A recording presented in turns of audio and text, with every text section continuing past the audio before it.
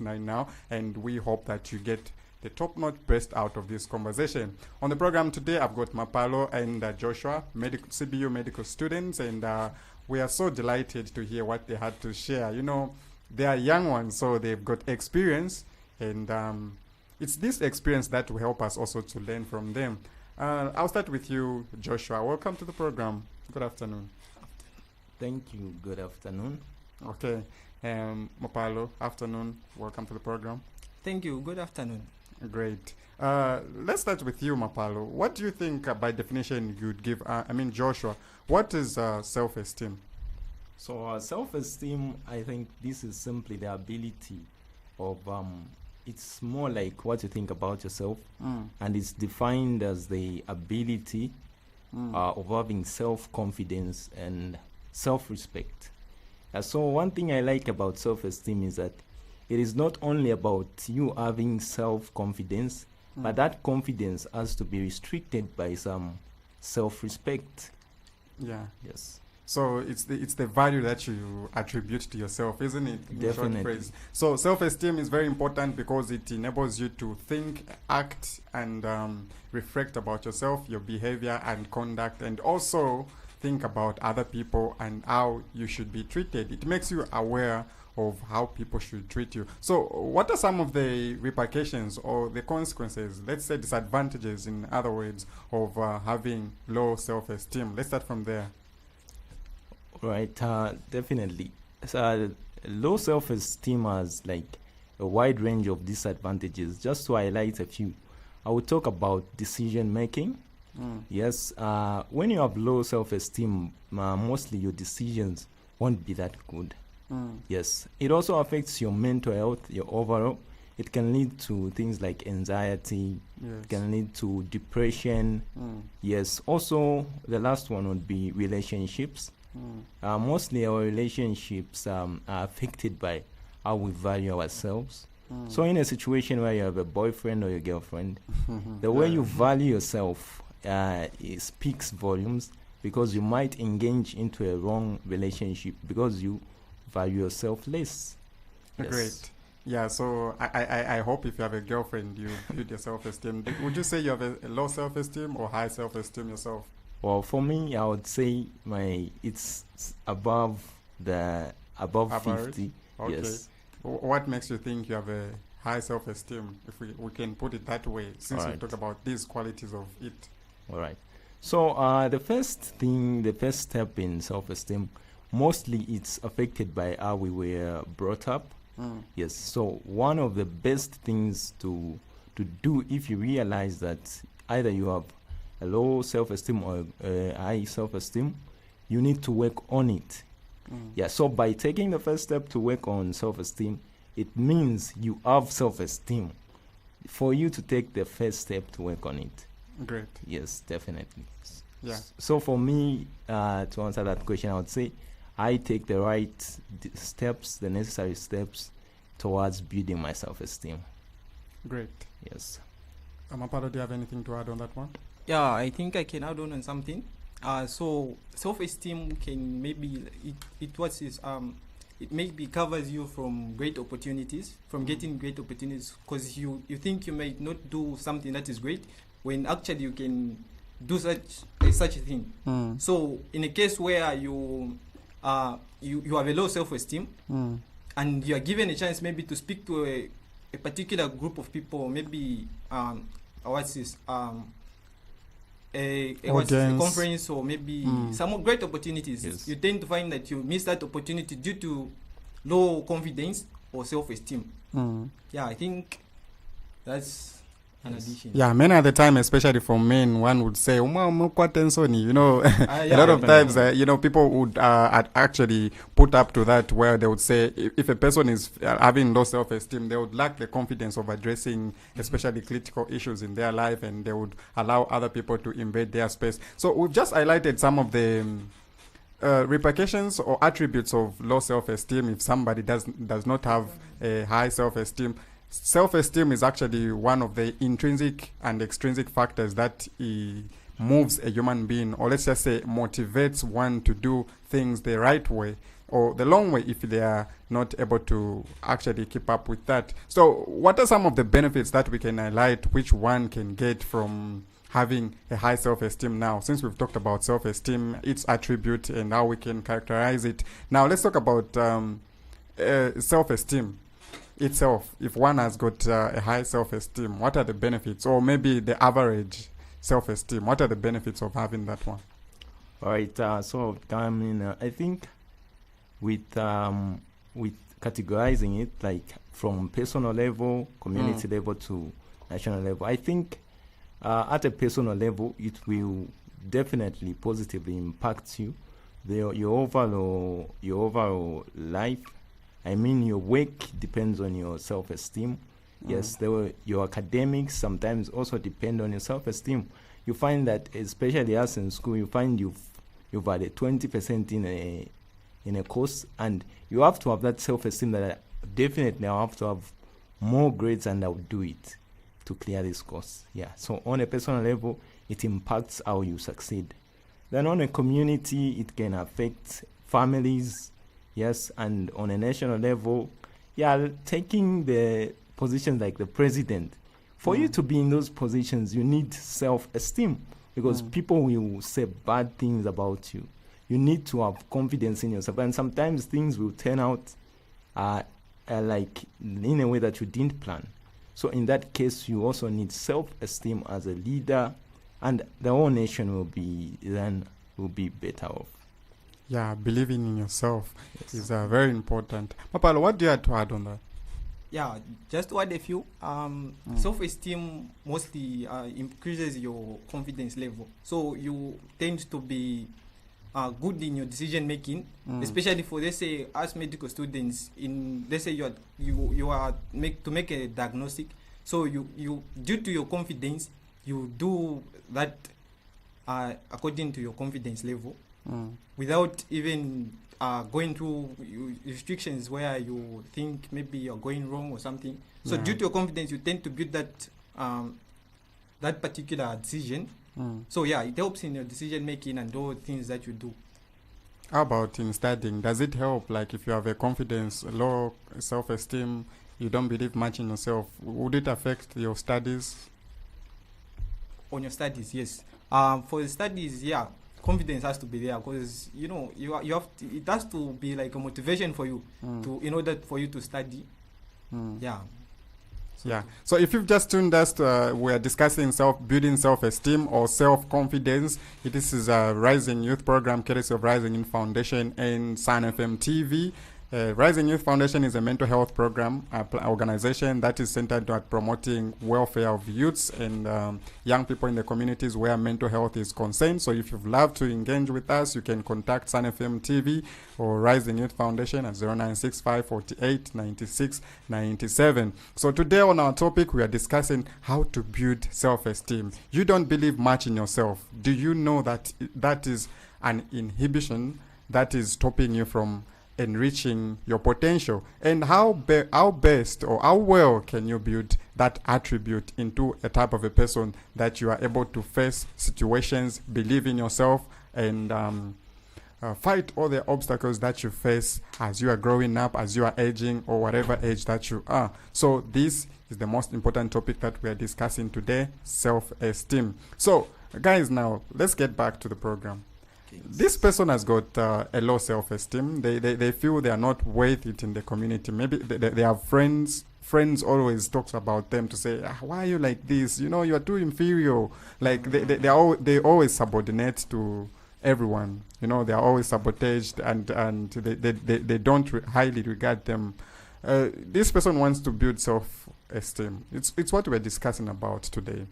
What advice or what steps can this person take for them to build the self-esteem? What does it take for one to start building up their self-esteem, especially if it's at a minimal level?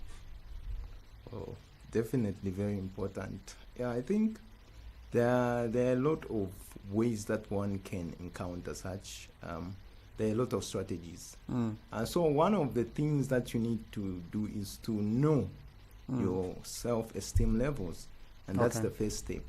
To know yourself. Yes. All right. Great. Once you know, and then you'll be able to build on that.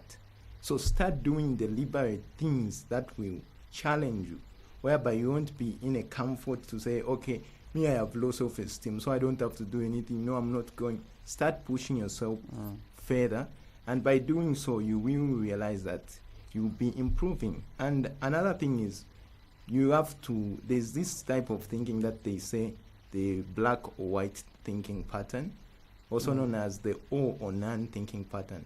So the way it works is that whenever you do something, you either think it's 100% or 0%. Either you've done it or you failed. But naturally, human beings are prone to mistakes, right?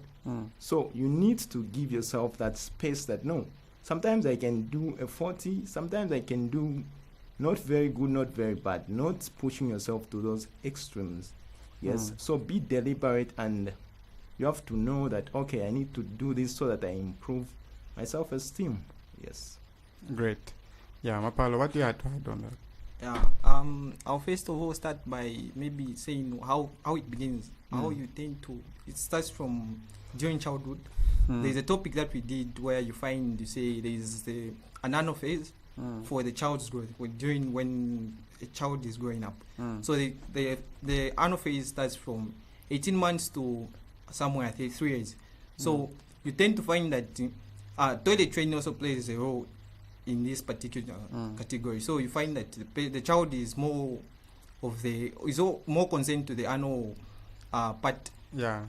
Time of excretion and something. So when the toilet training, when parents are strict on the toilet training of the child, you tend to find that the child begins to they reduce their confidence level. That's leading to a low self-esteem. So when the toilet training is strict, that is permissive and acceptance, you find that the feelings of the child will be more of like increasing their confidence level. Therefore, they will be like more of extroverted and something like that. And also, just to add on, you find that how you are being brought up depending on the environment that you are in. So you tend to find that a person that is grown up in a place where they are more prone to be interacting with many individuals surrounding them, they will tend to have an increased confidence level. Yes. Since they usually more like interact with various people. Then for a person that's being closed up, you knock off at school, maybe you find yourself being what do you call it?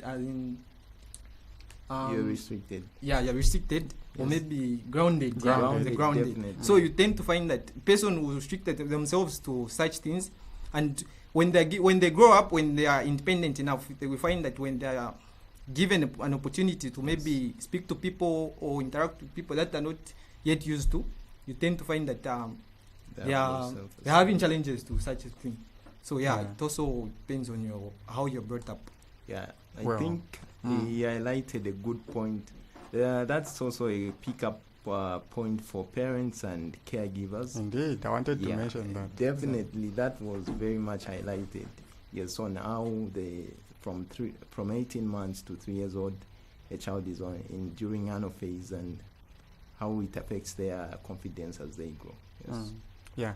You've just taken back to psychology. I think I've just come across what you're talking about right here. Yes. Center of gratification. Exactly. So when you are born as a young person, as a kid, an infant, just before you even get to become a toddler, there are things that you must accomplish as you are growing up. When you leave those aspects in your life, they will come back in your adulthood.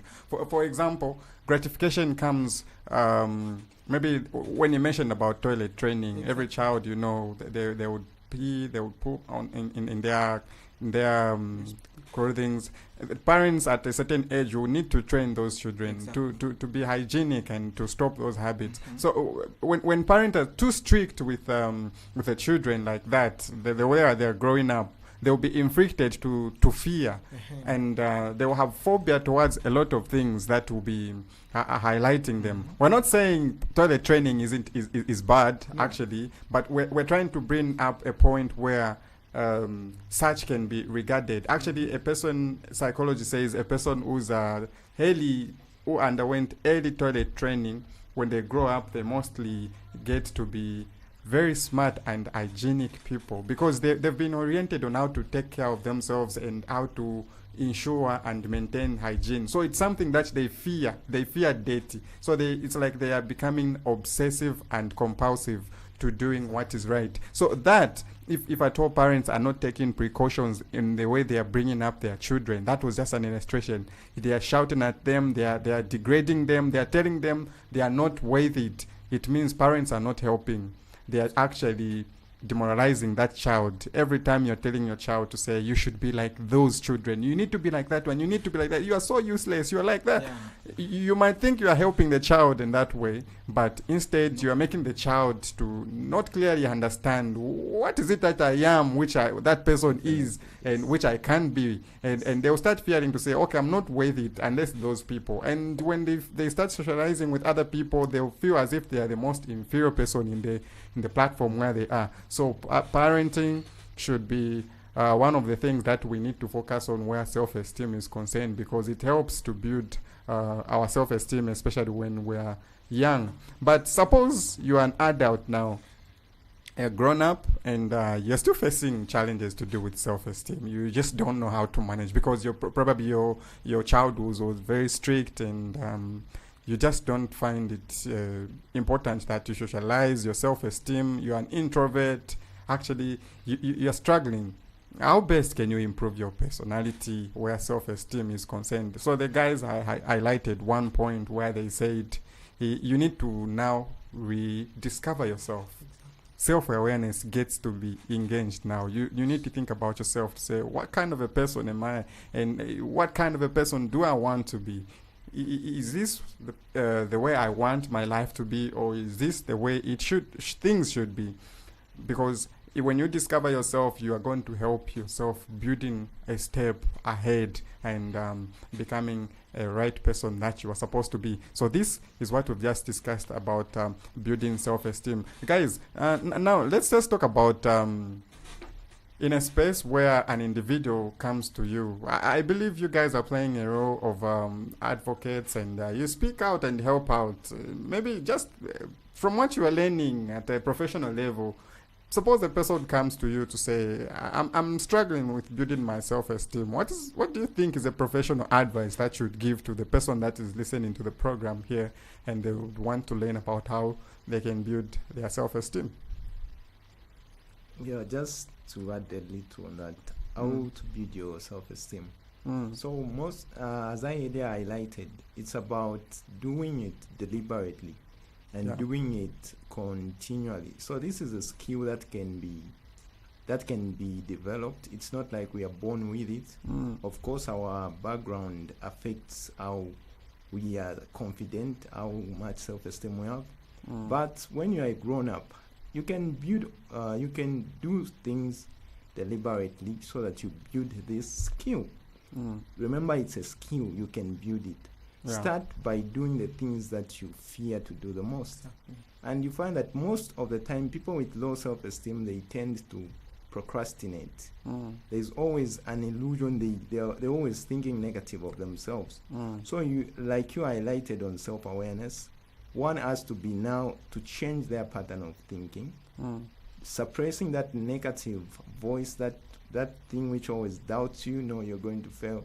No, people will think negatively of you, and say, okay, let me do it even if I fail. Even if they think negative, I'll still do it.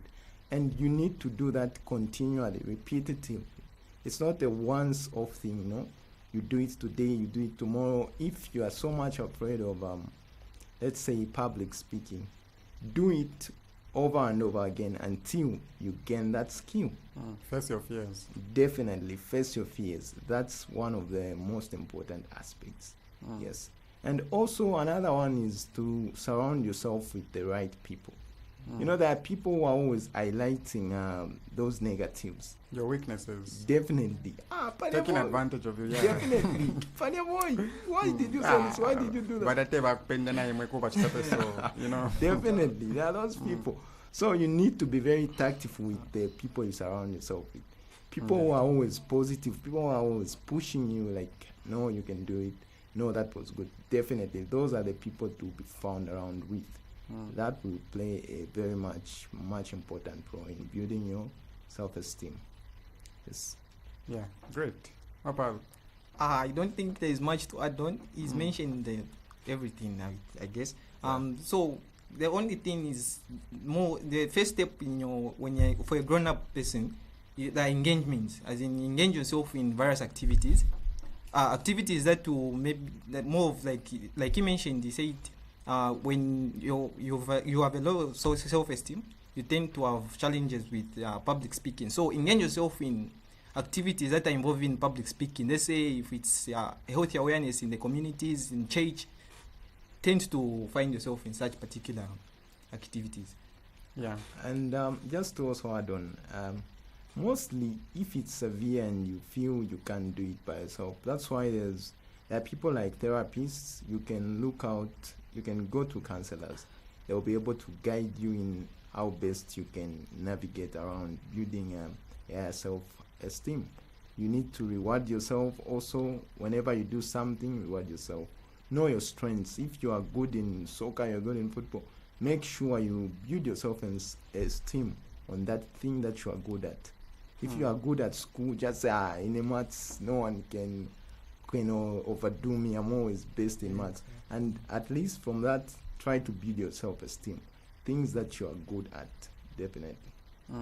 Yes. Actually, you've just reminded me, Rising Youth Foundation is one of the organizations that actually promotes the welfare of people, especially right here in the Copper Belt, whether you are a child, you are young, or whatever age. And most of the services they provide, mental health services, are free, provided by professional health care providers, nurses, counselors, doctors, and more. And these services are mobile. They can come to your place and give you the services that you need. You always need, and my teacher used to tell me, every person needs a confidante. Yes. At least somebody you can confide in when you are low, when you are down, somebody you can trust. It shouldn't just be any other person, but somebody who you believe can be there for you. And we have individuals that are professionally trained just to provide those. So you can engage, like I gave my contacts, you can engage with us and get to see how best we can help. And not just that, we also provide the actual mobile nursing services, such as home-based nursing. If you want to be nursed from home,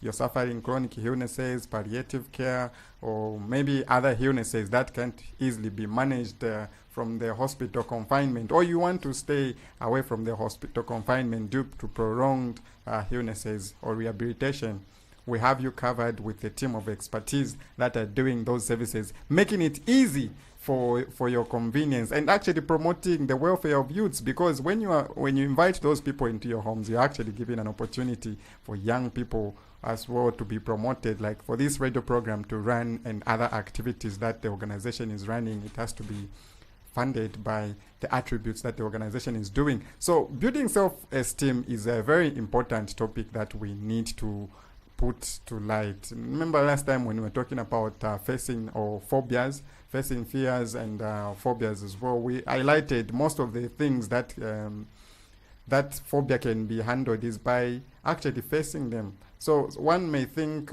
life is perfection. Life isn't perfect. It's sometimes trial and error.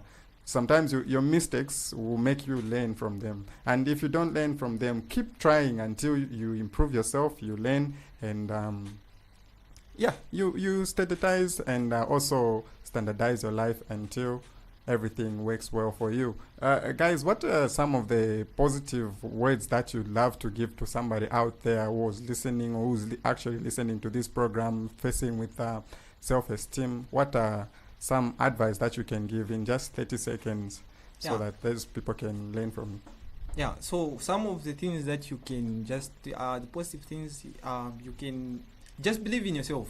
One of the important things is just believe in yourself that you can do it, and just try out something new, face your fears. Yeah, exactly. Yeah. Right, so I would highlight the very much importance of self-esteem.